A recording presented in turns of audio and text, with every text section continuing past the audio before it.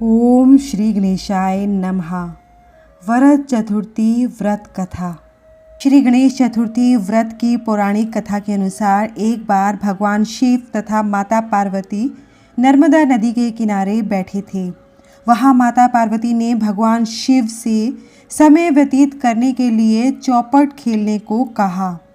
शिव चौपट खेलने के लिए तैयार हो गए, परंतु इस खेल में हार जीत का फैसला कौन करेगा, यह प्रश्न उनके समक्ष उठा।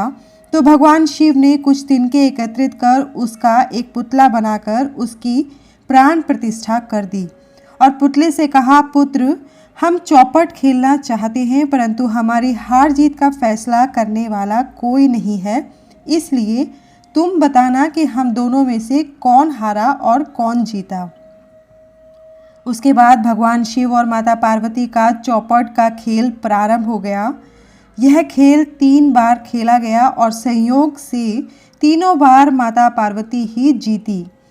खेल समाप्त होने के बाद बालक से हार जीत का फैसला करने के लिए कहा गया, तो उस बालक ने कहा, महादेव जी ही विजयी हैं। यह सुनकर माता पार्वती क्रोधित हो गई और क्रोध में उन्होंने बालक को लंगड़ा होने, कीचड़ में पड़े रहने का श्राप दे दिया। बालक ने माता पार्वती से माफ़ी मांगी और कहा कि यह मुझसे अज्ञानतावश हुआ है, मैंने किसी द्वेष भाव से ऐसा नहीं किया। बालक द्वारा क्षमा मांगने पर माता ने कहा, यहाँ गणेश पूजन के लिए नाग कन्याएं आएंगी, उनके कहे अनुसार तुम गणेश व्रत करो, ऐसा करने से तुम मुझे प्राप्त करोगे। यह कहकर माता पार्वती शिव के साथ कैलाश पर्वत पर चली गई। एक समय के बाद उस स्थान पर नाग कन्याएं आई। तब नाग कन्याओं से श्री गणेश के व्रत की विधि मालूम करने पर उस बालक ने 21 दिन लगातार गणेश जी का व्रत किया।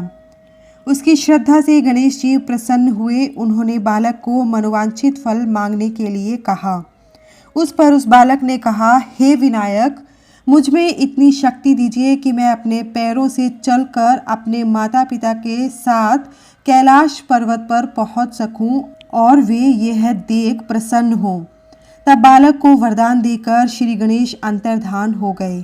इसके बाद वह बालक कैलाश पर्वत पहुंच गया और कैलाश पर्वत पर पहुंचने की अपनी कथा उसने भगवान शिव को सुनाई।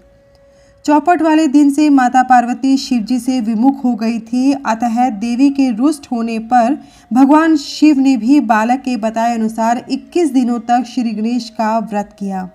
इस व्रत के प्रभाव से माता पार्वती के मन में भगवान शिव के लिए जो नाराजगी थी वो समाप्त हो गई।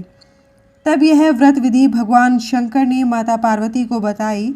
यह सुनकर माता पार्वती के मन में भी अपने पुत्र कार्तिकेय से मिलने की इच्छा जागृत हुई। तब माता पार्वती ने भी 21 दिन तक श्री गणेश का व्रत किया तथा दूर्बा, फूल और लड्डुओं से गणेश जी का पूजन अर्चन किया। व्रत के 21वें दिन कार्तिकेय स्वयं माता पार्वती जी से आ मिले। उस दिन से श्री गणेश चतुर्थी का यह व्रत समस्त मनोकामनाओं की पूर्ति करने वाला व्रत माना जाता है।